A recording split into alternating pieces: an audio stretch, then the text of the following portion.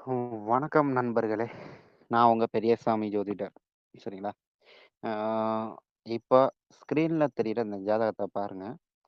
ஆ இந்த ஜாதகத்துல உள்ள யோகங்கள், அ எனக்கு தெரிஞ்ச வகையில ஒரு 5, 6 யோகம் இருக்கு. அந்த 5, 6 யோகங்களையும் உங்களுக்கு எக்ஸ்ப்ளைன் பண்றதுக்காக இந்த ஜாதகத்த உங்களுக்கு நான் போட்டிருக்கேன். சரிங்களா? அப்படி என்னென்ன யோகம் இருக்கு அப்படிங்கிறத ஒண்ணொண்ணா வரிசையா பார்க்கலாம். சரிங்களா? ரொம்ப பெருசா என்னால வந்துட்டு மொபைல்ல ட்ரை பண்றதுனால, ரொம்ப பெருசா வந்து பெரிய அளவுக்கு வீடியோ என்னால போட முடியாது. ஆனா முடிஞ்ச அளவுக்கு நான் ட்ரை பண்றேன். சரிங்களா? நான் உங்க பெரியசாமி ஜோதிடர். ஆ இப்ப வந்துட்டு அ இந்த ஜாதகத்துல இருக்க ஒரு மெயினான யோகம் பாரிஜாத யோகம். அது என்ன சார் பாரிஜாத யோகம் அப்படின்னு நீங்க கேட்டீங்கன்னா, ஆ அத பத்தி ஒரு விரிவான விளக்கம் சொல்றேன். லக்னாதிபதி எந்த வீட்டில் அமர்கிறாரோ, அந்த வீட்டின் அதிபதி எந்த வீட்டில் அமர்கிறாரோ, அந்த வீட்டின் அதிபதி ஆட்சி, உச்சம், பரிவர்த்தனைல உட்காந்துருக்கலாம். சரிங்களா? திரும்பவும் சொல்றேன். லக்னாதிபதி எந்த வீட்டில் அமர்ந்திருக்கிறாரோ, அந்த வீட்டின் அதிபதி எந்த வீட்டில் அமர்ந்திருக்கிறாரோ, அந்த வீட்டின் அதிபதி ஆட்சி, உச்சம் அல்லது கேந்திரத்தில உட்கார்ந்திருந்தாலும் இந்த பலன் பாரிஜாத யோகம் அப்படிங்கிற ஒரு பலன் உண்டு. சரிங்களா? இப்ப இந்த ஜாதகத்தில பார்த்தோம்னா, லக்னாதிபதி யாரு? புதன். புதன் எங்க போய் உட்கார்ந்திருக்காரு? மேசத்துல உட்கார்ந்திருக்காரு. புதனுக்கு வீடு குடுத்தவன் எங்க போய் உட்கார்ந்திருக்காரு? செவ்வாய் வந்து லக்னத்துக்கு 4ஆம் இடமான தனுசுல. இப்ப குரு பரிவர்த்தனை யோகத்துல சுக்கிரனும், குருவும் பரிவர்த்தனை, பரிவர்த்தனை யோகத்துல ஆட்சியாகிறார். இப்ப இந்த ஜாதகம் பாரிஜாத யோகம் பெற்ற ஜாதகம். சரி, பாரிஜாத யோகம் நம்ம பார்த்துட்டோம். பாரிஜாத யோகத்தினால உண்டான பலன்கள பார்ப்போம்.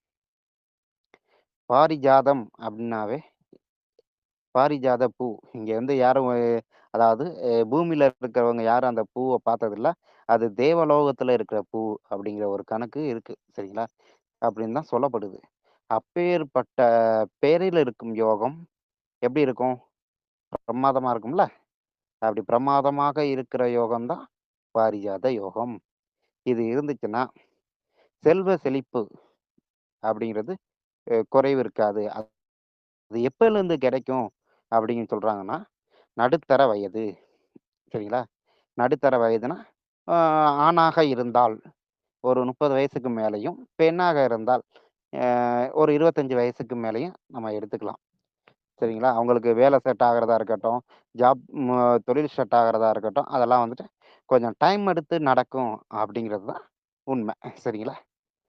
சரி, செல்வ செழிப்பு எப்படி இருக்கும்னு கேட்டீங்கன்னா, நல்ல பொருளாதாரம், வலுவான பொருளாதாரம். சரிங்களா? செம்மையா பொருளாதாரம் இருக்கும். சரிங்களா? அந்த இடத்த நோக்கி அவர்கள் நகருவார்கள். சரிங்களா? இந்த ஜாதகம் அப்பேற்பட்ட ஒரு ஜாதகம். அ நல்ல ஒரு பேர், புகழ் இருக்கும். சரிங்களா? நல்ல பேர்னா இந்த சொசைட்டில நல்ல பேர் வாங்குறது தான் ரொம்ப கஷ்டமான ஒரு விஷயம். அத வந்து இந்த ஜாதகத்துக்கு ஈஸியா கிடைச்சிரும். நல்ல பேர் மிக்க ஆளா தான் இருப்பாங்க. சரிங்களா? வேலையா இருக்கட்டும், நிர்வாகமா இருக்கட்டும், சிறப்பா செய்யக்கூடிய பதவியிலயும் இருப்பாங்க, சிறப்பாவும் செய்வாங்க. அ அது மட்டும் இல்லாம தைரியம் எப்படி அப்படின்னா, இன்னலை சகிக்கும் ஆற்றல் உடையவர்கள் என்று இது சமாளிக்க படைத்தவர்கள். நல்ல உறுதி இருக்கும். இவங்கனா மன் எடுத்த வேலையில பூரா நல்ல சமைக்க ஜாதகம் அப்படின்னா தெளிவான தெளிவான அறிவு தானே ஈடுபடுது. அது மட்டும் இல்லாம ஆ குதிரைவாகனம் வச்சிருப்பாங்க அப்படிம்பாங்க. குதிரை கா அ அளவு உயர்ந்த இருக்கட்டும். நல்ல ஒரு பணியாட்களை வச்சிருக்கிறதா இருக்கட்டும். இவங்க எந்த வேலையும் செய்யல.